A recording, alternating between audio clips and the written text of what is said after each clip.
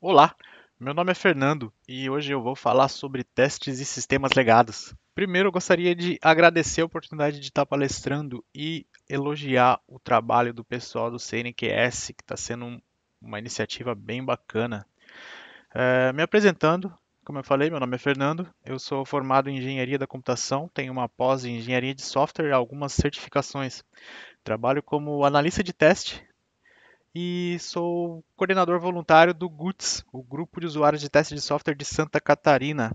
Para quem não sabe, esse é o GUTS, o Grupo de Usuários de Teste de Software de Santa Catarina. O objetivo do GUTS é realmente juntar toda a raça, o pessoal de teste de qualidade de software para dentro de eventos com palestras, trocas de informação, repasse de conhecimento, troca de receita de bolo, o que for preciso para a gente se unir essa galera aí que trabalha com teste.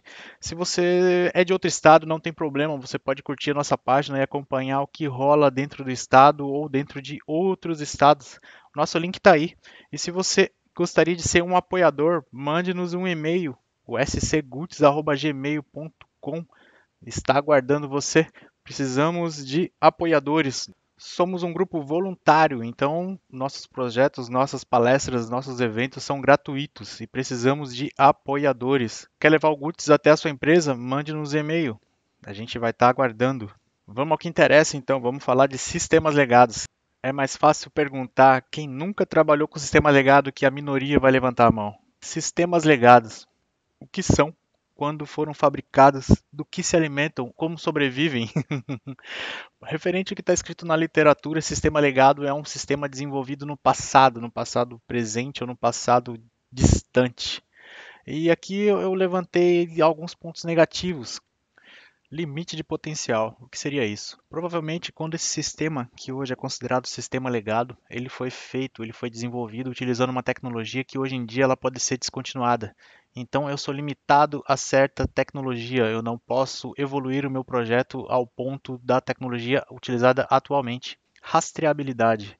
Posso resumir que rastreabilidade é a ausência de análise de impacto dentro de um sistema e qualquer alteração de um lado pode quebrar várias funcionalidades do outro. Testes. Sistemas legados construídos lá no passado, bem distante, você acha que realmente ele utiliza uma arquitetura propícia para a construção de testes automatizados? Não, claro que não. Esses três itens ele acarreta em outros três problemas, que seriam o custo, ele é custoso, ele é um sistema caro, ele se torna um sistema caro, pois tudo que você vai fazer nele custa mais caro, uma manutenção, uma alteração. Isso causa um problema. A quantidade de problemas do sistema legado pela falta de todos aqueles três itens ali é muito grande e isso causa, consequentemente, uma maior manutenção. E se eu tenho muita manutenção em um sistema legado, eu tenho bastante retrabalho. Se eu tenho bastante retrabalho, a minha empresa perde dinheiro. Agora é uma parte que eu gosto de utilizar sobre expor o problema em questão. Por que automatizar? Por que existe automação de teste? E nisso inclui o desenvolvedor, o analista de teste ou a equipe de desenvolvimento. Então, galera, por que automatizar teste? Eu vou citar dois exemplos, dois problemas na realidade.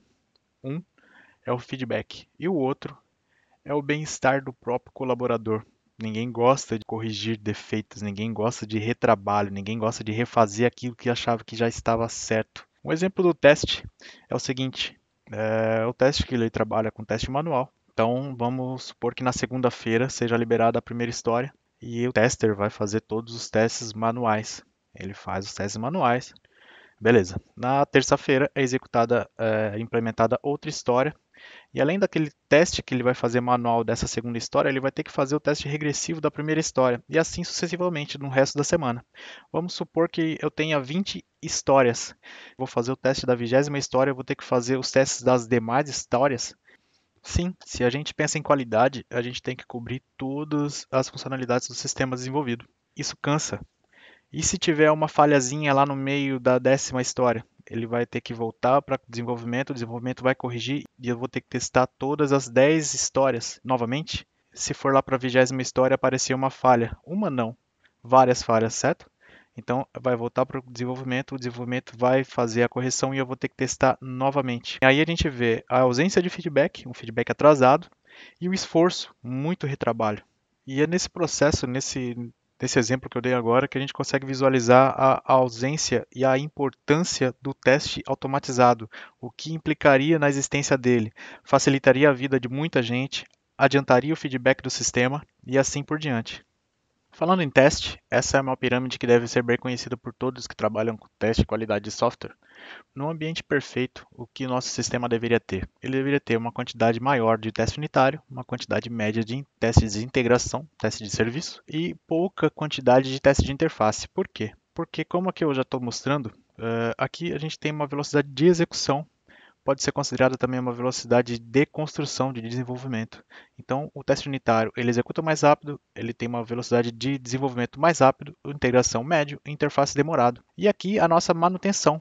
Aqui a gente tem para dar manutenção em testes unitários é pequena, a integração é média e a interface ela tem uma manutenção maior e isso compete a custo. Se eu passo mais tempo corrigindo o teste de interface, isso custa mais dinheiro para a empresa. Se eu passo pouco tempo corrigindo o teste unitário, isso custa menos para a empresa. E no sistema legado, será que a gente conseguiria construir bastante teste unitário, média integração e pouco interface?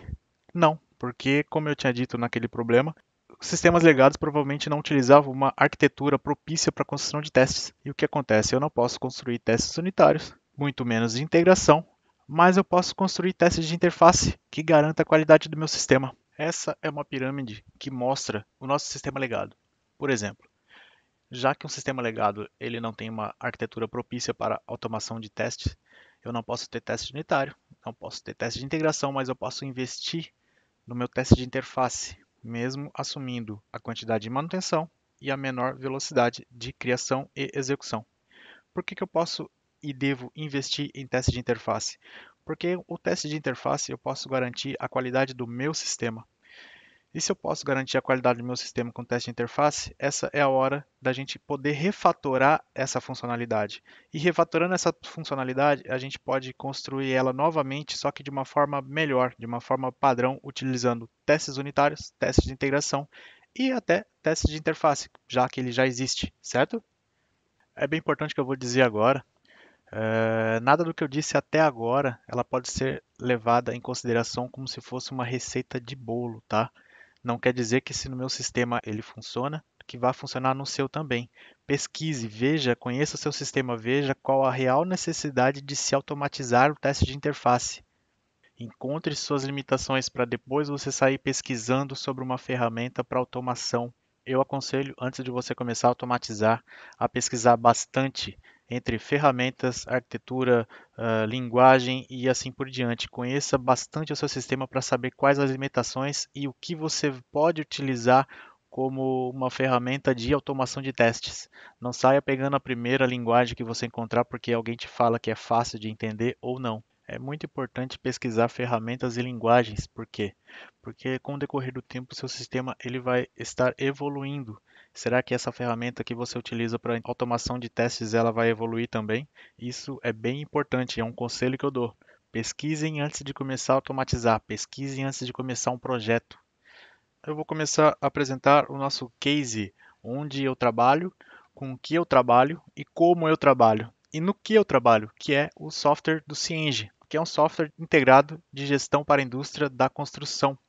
Ele é 100% web, ele tem quase 4 milhões de linhas de código. Hoje em dia ele já está com quase 3 mil clientes. E o público-alvo, o nosso público-alvo, são construtoras, incorporadoras, empreiteiras, instaladoras. O Cienge é um sistema ERP e dentro dele tem vários módulos. Aí a gente pode já ver algumas integrações, certo? Nós temos os módulos de engenharia, tem de suprimento, administrativo, contábil, comercial e financeiro, sendo que o financeiro é contas a pagar e receber. Além de ser legado, ele é financeiro. Pode piorar um pouco? Caso você quiser conhecer mais sobre a empresa também, a Softplan, que é a empresa desenvolvedora, acesse o site softplan.com.br. Por que o nome Suricato? Como vocês podem ler, ele atua como vigia e proteção dos indivíduos da comunidade. O nosso frame Suricato, ele atua como vigia e protetor do nosso sistema. Contando um pouco da história do Suricato, Ele nasceu em 2009 em um trabalho de pós-graduação de um dos desenvolvedores aqui da empresa. O Suricato é uma biblioteca keyword driven, ou seja, ele gerencia palavras-chave e integra determinadas ferramentas, que seriam o frame Suricato com o nosso sistema Cyenge. Ele é gerenciado pelo Gradle, um sistema de automação de builds. É desenvolvido em Java, uma linguagem já deve ser de conhecimento de muita gente.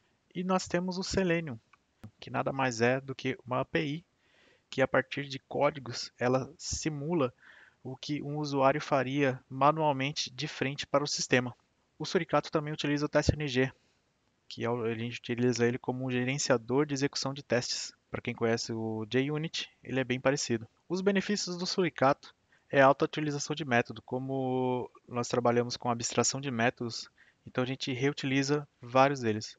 Outro benefício é a geração de relatórios e screenshots de falhas. Cada execução de teste, ele me fornece um relatório com um feedback da execução de teste. E o screenshot, caso tenha falhas, ele tem um repositório que ele armazena todos os screenshots. Eu não preciso acessar o sistema e executar um teste manual para encontrar a falha que a automação encontrou. Eu já tenho esse screenshot armazenado num repositório onde eu posso visualizar e descobrir qual é a falha. Automação para não programadores. Por quê? Porque ele utiliza uma linguagem de muito alto nível. Mais tarde eu vou apresentar para vocês e vocês vão conseguir entender perfeitamente se você souber um pouco de orientação a objeto. Ele encapsula e abstrai a implementação do teste. Utilizando o PageObject, nós conseguimos abstrair chamando métodos estáticos, vamos assim dizer, do Suricato, e isso favorece muito a criação das nossas pages. Somando tudo isso, a gente vai ter uma maior velocidade no desenvolvimento de teste e execução dos cenários de testes. O Suricato também aceita o Headless Browsers e nós podemos executá-lo sem a utilização dos browsers, sem que o browser tenha que se abrir para a execução do teste ser realizada. E isso favorece bastante numa integração contínua. Eu posso resumir a estrutura do Suricato nessa pequena imagem. Eu tenho dois projetos, onde fica os testes automatizados, o nosso frame Suricato, e utilizando um Selenium e um TestNG. O Selenium ele vai se comunicar com o Suricato passando a instância driver. Para quem já automatizou utilizando o Selenium puro, sabe que tem que estar carregando essa instância de um lado para o outro. No caso do Suricato, a gente abstrai essa obrigação de carregar essa instância. O TestNG ele vai favorecer nos testes automatizados pela a parte de annotations, que é a parte gerencial de execução do teste, e o XML ele vai se comunicar com o Suricato. Esse XML é a nossa suíte de teste, a suíte que a gente utiliza com algumas pré-configurações. Eu vou mostrar para vocês logo mais. Resumindo, esse é o Suricato. Essa é a estrutura de base de dados utilizada pelo Suricato. Nós temos um repositório origem, onde fica toda a nossa massa de dados pré-cadastrada, e um repositório espelho, sendo que o repositório espelho tem um servidor de aplicação apontando para ele. A cada execução de teste, essa base, esse repositório espelho, ela é alterada. Novos dados são acrescidos, novos dados são editados ou são excluídos. E quando, em certo momento, eu preciso alterar essa base, eu acesso, chamo um método que ele faz a troca de base. Ele pega o repositório origem e copia para o repositório espelho, dando início a uma outra seção de testes utilizando uma base zerada. E como é que funciona essa troca de bases, sendo que eu tenho um servidor de aplicação apontando para a minha base espelho? Ela acontece da seguinte maneira: eu tenho um serviço de banco de dados do sistema operacional, eu paro esse serviço, eu faço a troca das bases, inicializo esse serviço sem ter que parar o servidor de aplicação. E a execução do teste é continuada sem que eu tenha que parar o servidor de aplicação. Saindo da parte da estrutura do Suricato, essa parte apresenta mais os métodos do Suricato, a parte de código. Ou seja, nós temos vários métodos. Eu coloquei alguns principais que retratam o preenchimento de campos, a ação que eu quero executar e a verificação que eu quero validar.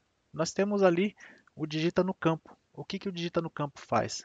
Ele preenche um campo onde eu passo a label do campo, o nome que está escrito antes do campo, e o valor digitado, o valor que eu gostaria que aquele campo fosse preenchido.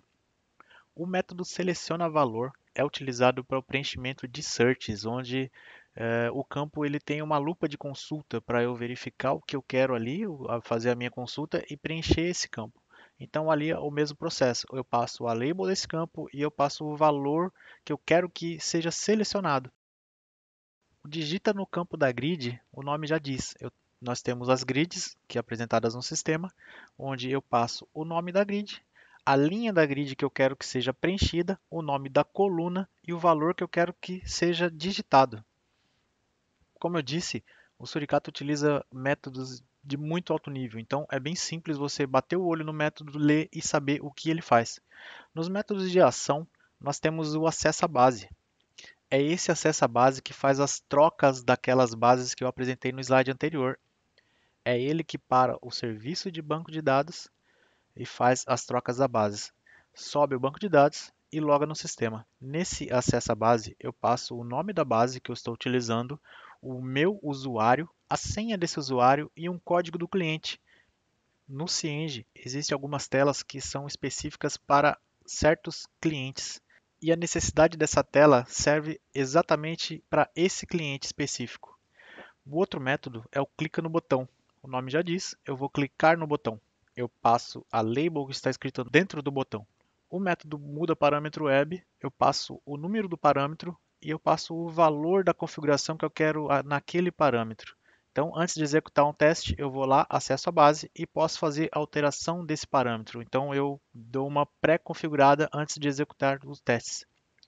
O método espera a página carregar, ele é de espera explícita, ou seja, o Suricato ele está amarrado ao Cienge, ele não funciona em outro sistema.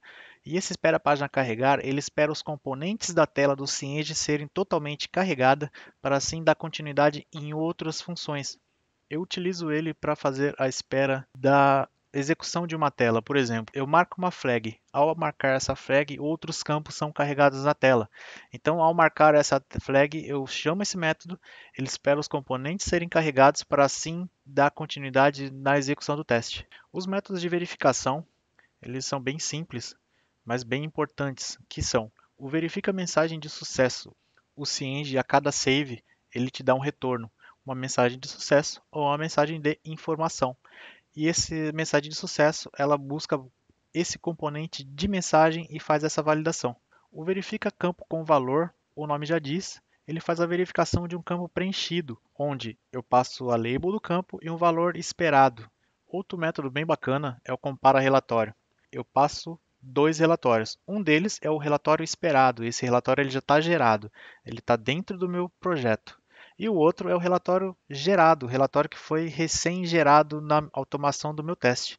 E como funciona esse compara relatório? Ele pega esses dois relatórios PDF, transforma em arquivos TXT e faz a comparação um com o outro. Então, qualquer ponto final, qualquer vírgula ou qualquer espaço em branco que estiver a mais ou a menos, ele quebra o teste, ele informa que tem alguma alteração dentro do relatório. Mais adiante eu vou poder mostrar vários métodos existentes dentro do Suricato.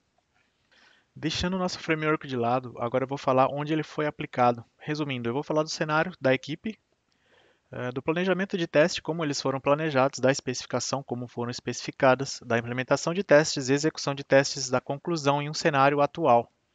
Esse é o cenário da equipe em setembro de 2013. Foi uma época que o Suricato foi refatorado. Pois é, não é só sistema legado que corre esse risco, não. Sistemas internos também. E nessa época, a nossa equipe ela tinha dois analistas de sistemas, dois analistas de testes, eu e mais um colega, e 8 desenvolvedores. Os módulos de responsabilidade da equipe são o comercial e o financeiro. O financeiro é o de contas a receber. E imagina um cliente que não pode receber um pagamento por uma falha no sistema. Defeitos registrados. Bom, nessa época, nosso backlog de defeito eram de 127 defeitos. A média semanal de defeitos era de 24 e a média semanal de falhas era 81. Nós sabemos que um defeito pode acarretar várias falhas. Para quem já deu uma lida na certificação CTFL, sabe a diferença entre falha, defeito e erros, né? Pode estudar que cai na prova. O prazo, eu tentei ser irônico, mas realmente o prazo ele foi para ontem. Visto o cenário da equipe, chegou uma parte bem difícil, que foi fazer o planejamento de teste. O que iremos automatizar primeiro? Pensando dessa forma, levantamos as ocorrências de falha por funcionalidade, onde a geração de cobrança escritural, com 111 ocorrências, teve maior incidência. E agora, o que automatizar primeiro?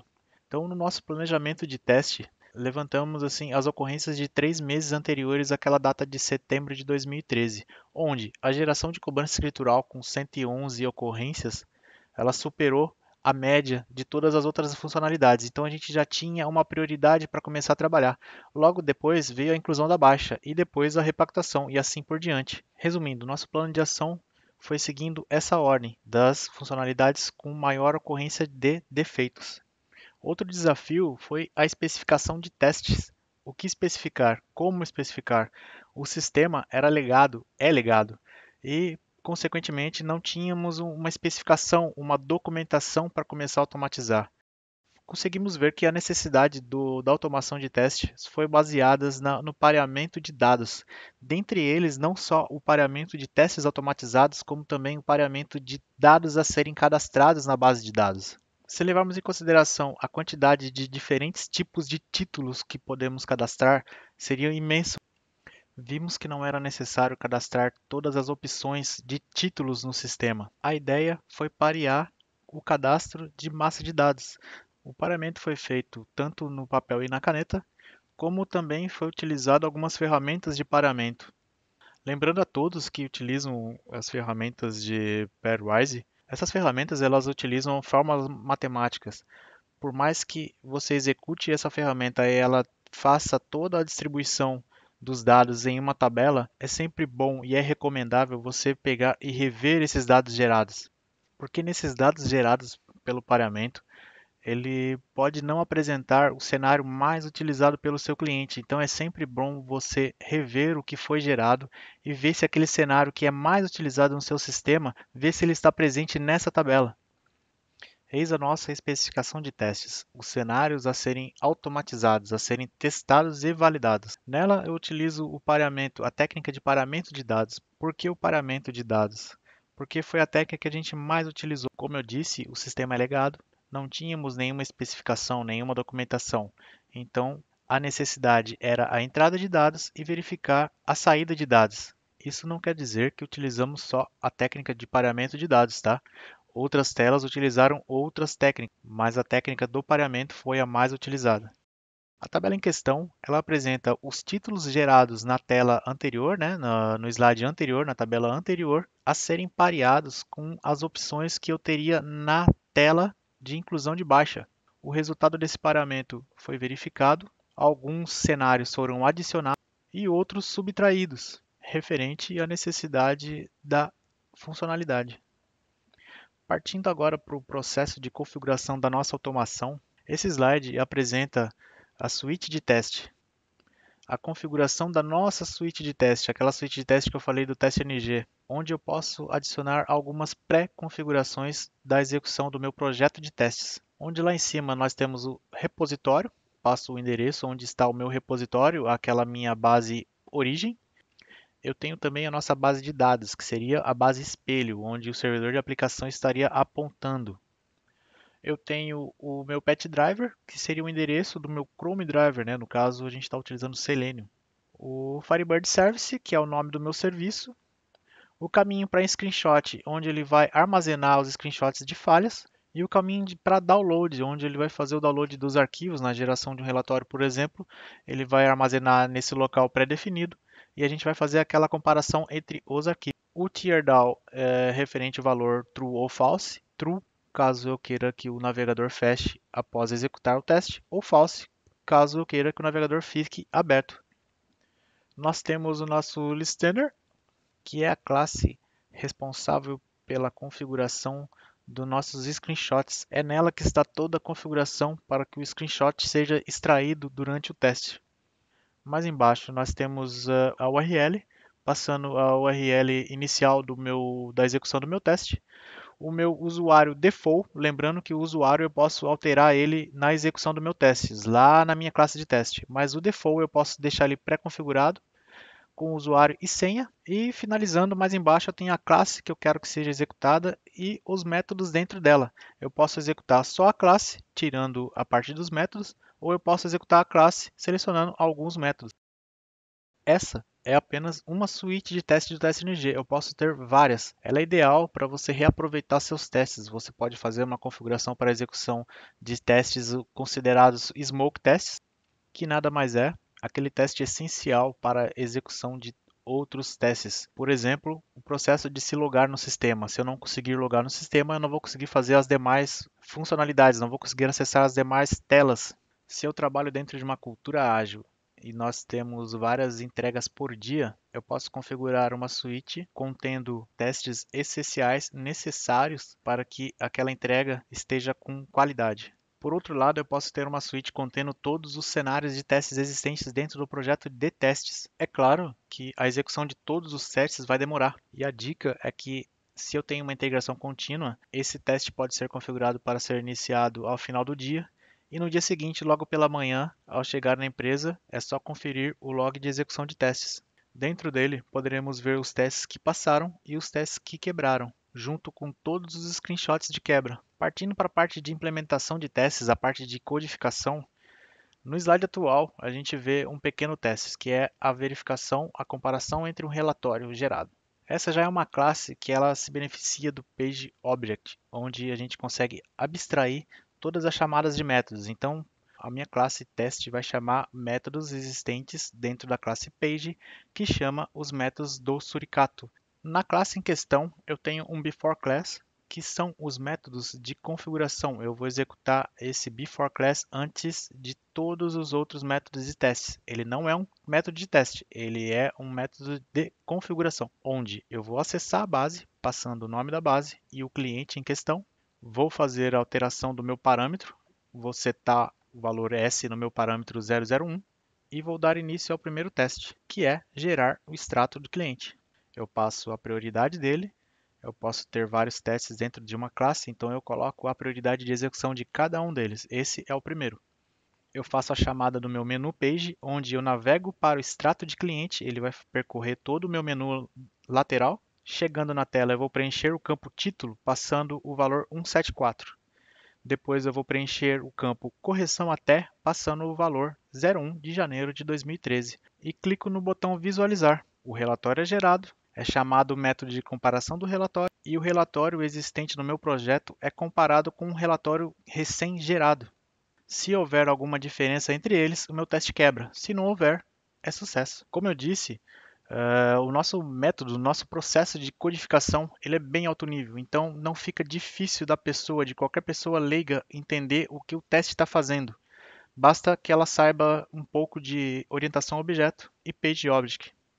Dando continuidade à implementação de testes, no slide eu apresento duas pages, que são as duas pages necessárias para uma classe de teste. A primeira page é o menu page, responsável por percorrer apenas o menu. E logo abaixo, nós temos o extrato cliente page, que contém todas as chamadas de métodos lá da nossa classe teste. Eu chamei o preencher título e passei um parâmetro título. Dentro desse meu método, eu só chamo um método do suricato, que era digita no campo, passando a label do campo e o valor esperado. Após digitar no campo título, alguns campos sofrem algumas alterações, alguns se habilitam e outros fecham. Então eu chamo a espera explícita, que ele aguarda os componentes da tela carregarem para dar continuidade à execução do teste. Logo depois, eu vou chamar o método preencher correção até, passando um parâmetro. Dentro dele, eu tenho o método do suricato digita no campo, passando o valor da label e o parâmetro aguardado.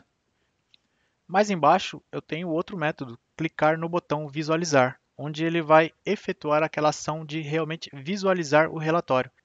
Dentro dele eu também tenho um método de espera a página carregar, o relatório é gerado. Resumindo, para um cenário de teste, para uma classe de teste, eu tenho outras duas demais. Nem sempre nessa mesma ordem, depende da necessidade da funcionalidade. Como a gente utiliza PageObject, a gente pode ter mais de uma classe Page para uma certa funcionalidade, para uma certa tela. Depende da necessidade, como eu disse.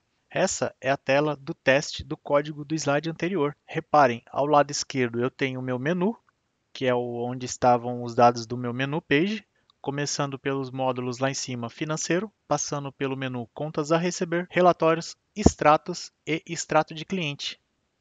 Chegando na tela relatório de extrato de cliente. Na nossa page eu tinha o campo título, o campo correção até e o botão visualizar. Essa é a parte da verificação de mensagem. Como eu falei, nosso componente de mensagem, nós temos a mensagem de informação, temos a mensagem de sucesso, temos a mensagem de exceção. Só que essa mensagem de exceção ela é realmente uma exceção, ela não é esperada. Então, o teste quebrou por quê? Porque nessa hora o teste ele esperava uma mensagem de sucesso. Já é uma mensagem com um quadrinho verde, bem bacaninha. E não era uma mensagem de exceção. Como ele não encontrou a mensagem de sucesso, ele quebrou o teste e esse screenshot foi retirado. Continuando a parte de aplicação, agora a gente vai para execução. Eu tenho um projeto local na minha máquina que eu vou conseguir, enfim, apresentar ele em uma palestra. Esse é o meu ambiente de trabalho. Esse é o projeto de teste de interface do Cyenge, o projeto que utiliza o Suricato como framework de testes. No nosso lado esquerdo, podemos visualizar um pacote referente nossas classes Page, um pacote referente às classes de teste, um pacote Resource, onde armazena os relatórios a serem comparados com outros relatórios gerados a partir da execução do teste automatizado, e outros pacotes referente outras ferramentas auxiliadoras. Aqui embaixo nós temos nossas suítes de teste. Cada suíte representa um job da nossa integração e dentro de cada suíte existem classes de teste que são chamados na integração e executados na integração contínua. Aqui, uma das suítes eu tenho de exemplo, tem os mesmos dados apresentados naquele slide, onde eu passo minhas duas bases, a origem e a espelho, meu Chrome Driver, outros dados, minha URL padrão, meu usuário default, a senha do usuário, e aqui a classe que eu quero que seja executada. Eu vou abrir essa classe e ela vai me mostrar a classe que representa o teste desse extrato cliente histórico. Inicialmente, nós temos uma variável. Essa variável ela vai armazenar um endereço onde será gerado o relatório para ser comparado com outro relatório que já está dentro do projeto. Esse endereço é armazenado dentro de um enum, onde eu passo um caminho da pasta download e nessa pasta download, quando esse relatório for gerado, ele vai ser gerado com o nome relatório.pdf. Voltando à classe teste, eu tenho um método beforeClass que contém todos os outros métodos que serão executados antes de todos os outros métodos dentro dessa classe. Ou seja, ela vai armazenar nessa variável o endereço e o nome do arquivo gerado. Ele vai acessar a base, que é aquele método que faz as trocas da base, vai acessar com o cliente de código 0, que é um cliente comum, e vai navegar pelo menu. Essa navegação pelo menu, ele vai chamar minha menu page. Essa é uma classe para armazenar apenas caminhos de menu. Para todas as telas eu tenho um caminho. Voltando para a classe teste, eu tenho um before method, que é um método que será executado antes da execução de qualquer outro método de teste. Ou seja, antes de executar um teste, eu vou clicar no botão limpar. A função desse botão, como todos sabem, é limpar os campos da tela, evitando conflitos com a execução do meu cenário de teste. Eu tenho o método afterClass, que ele vai fazer o seguinte, ele vai ser executado depois de todos os métodos serem executados da classe, e vai fazer o seguinte, vai limpar a pasta downloads. Eu quero que a minha pasta downloads seja limpa, eu não quero armazenar nenhum dado na minha máquina. Dando início aos testes, eu tenho três cenários de exemplo. Um cenário validando um registro inexistente, ou seja, eu vou passar um valor que não existe na minha base, vou passar uma data, porque são campos obrigatórios, vou clicar no botão visualizar e em vez da geração de um relatório, eu vou esperar uma mensagem de informação dizendo que aquele relatório não existe. Um outro teste, eu vou gerar um outro extrato de um título de locação. De um método para o outro, a única coisa que vai mudar é que esse é um título de locação e esse é um título de vendas. Ou seja, nesse teste eu vou chamar o título, o número do título, vou preencher os campos obrigatórios, vou clicar no botão visualizar e ele vai comparar o relatório gerado, sendo que aqui eu chamo aquele enum novamente e já tenho um relatório de exemplo dentro do meu projeto. Acessando esse relatório, ele vai me apresentar todas as informações daquele título consultado e o relatório gerado tem que ser idêntico a esse relatório.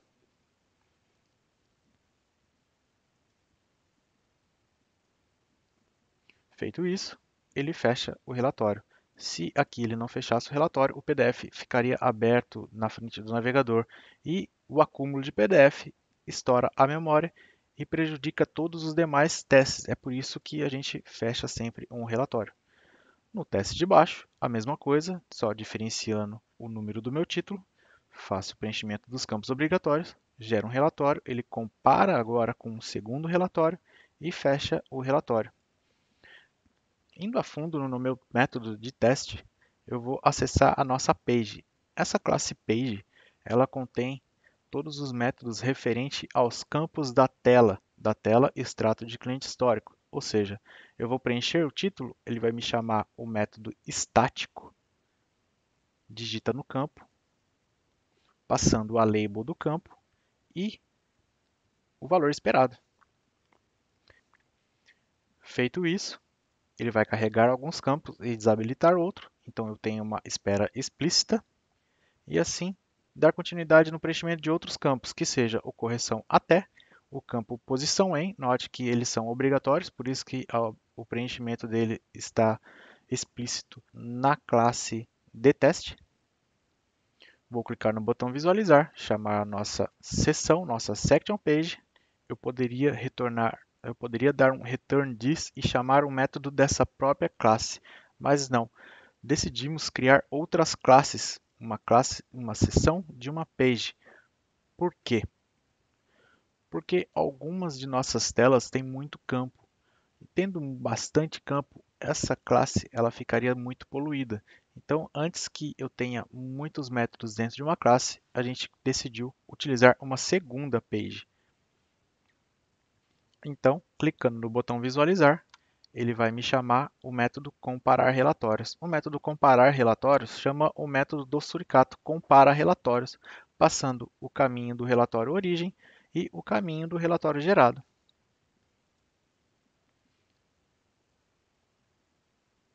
Agora, eu vou executar essa classe de teste. Ela já está configurada na minha suíte e note que já é esperado que aqui nessa troca de base significa que esse primeiro teste vai demorar um pouco para ser executado, porque existe a troca de base. Os demais serão executados em tempo hábil.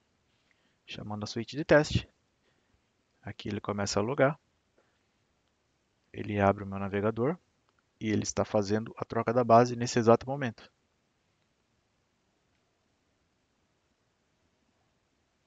Ele acessa o sistema, faz alguns refreshes de configuração do sistema e navega pelo menu.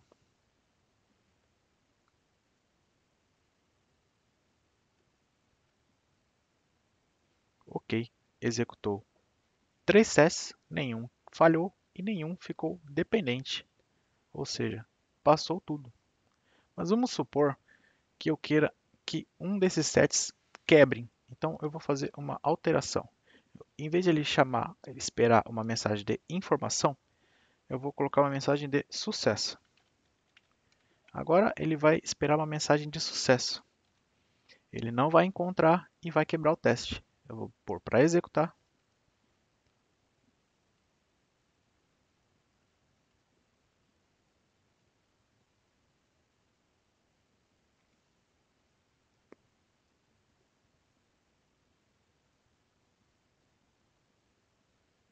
Ele faz a troca de base novamente.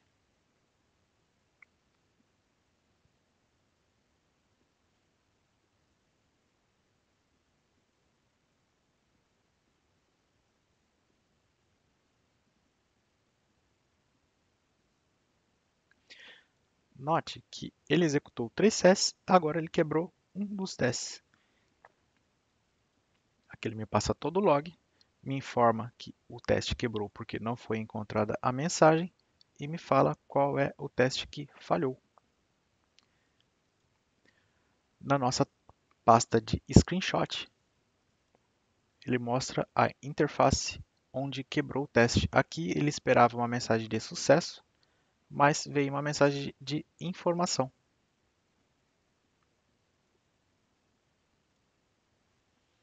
Corrigindo meu método.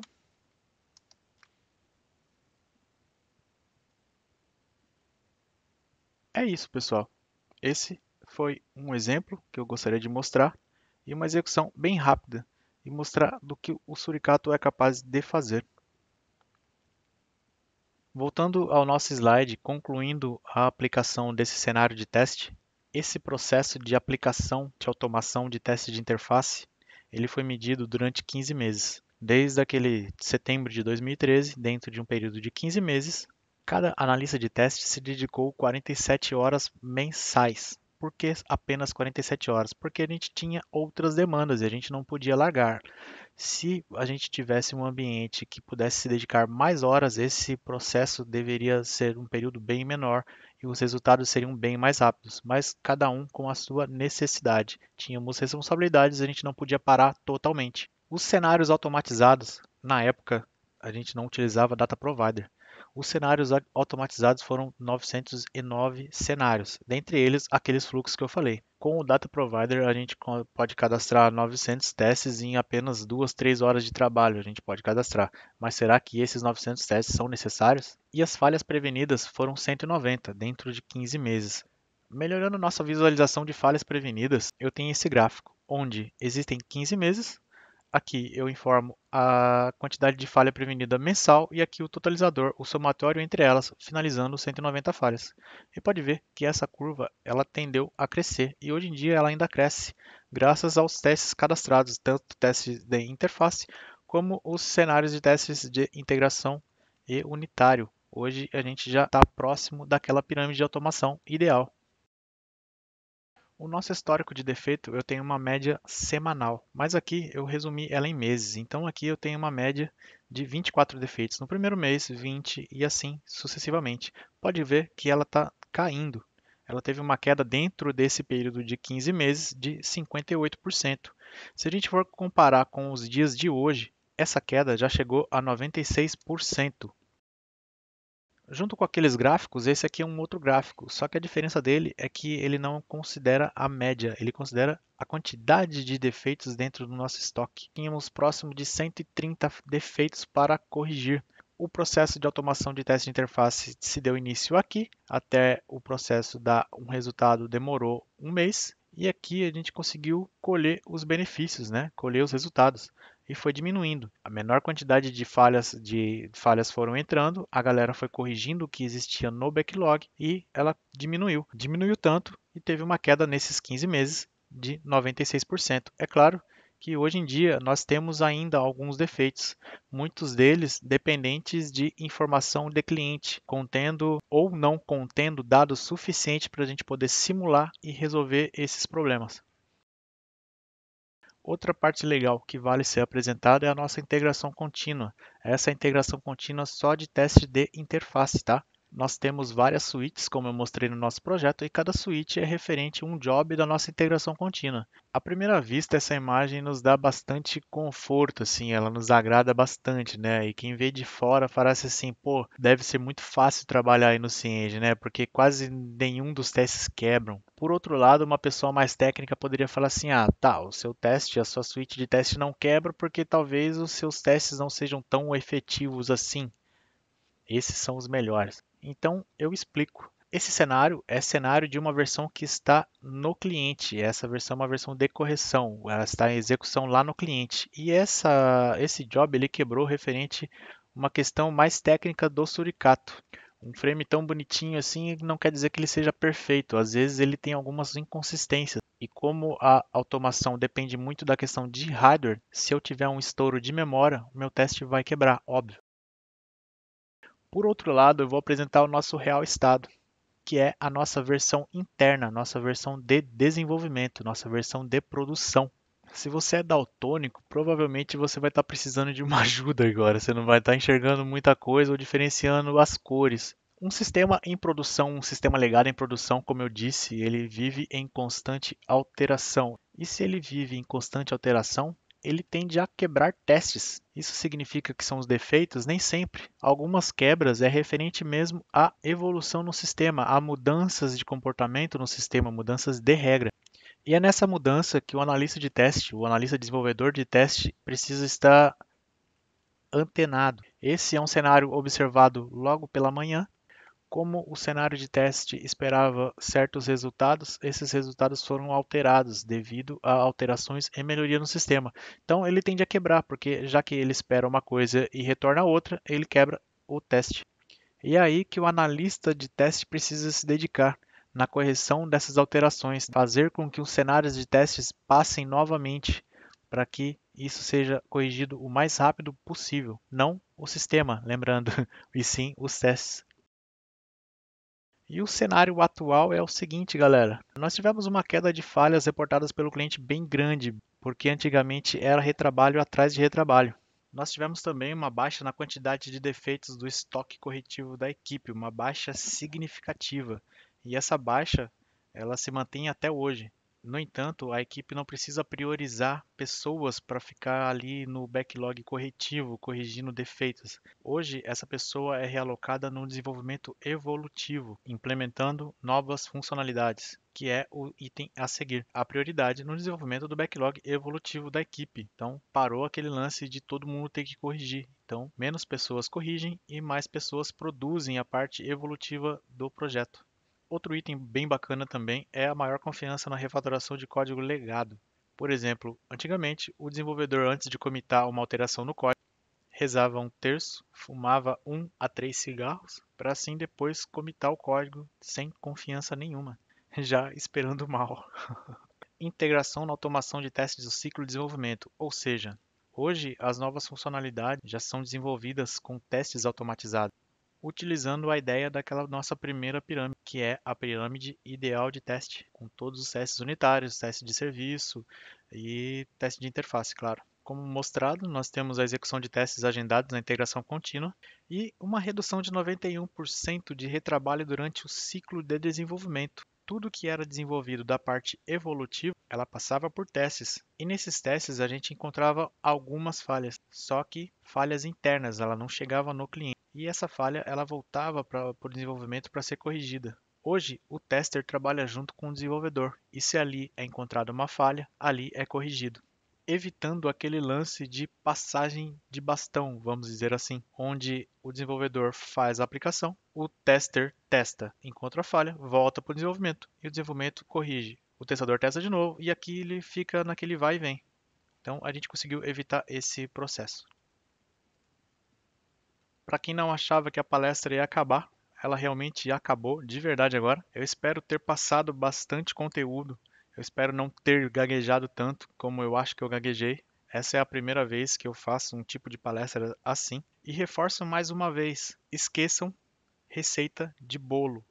Conheça seu sistema, saiba onde você está trabalhando. Aplique testes de acordo com a sua necessidade. Não deixe o teste manual de lado. Não automatize testes exploratórios. Seja um profissional feliz. Ajude a sua equipe, faça parte da sua equipe. Beleza, meu nome é Fernando Santiago, meu e-mail é escambau@gmail.com e o meu LinkedIn é o Ferno Santiago. Eu espero o contato de todo mundo. Acesse a nossa página do Guts. Caso queira entrar em contato com o Guts, o e-mail está ali. Estou disponível a dúvidas, mande um e-mail, entre em contato. E é isso aí.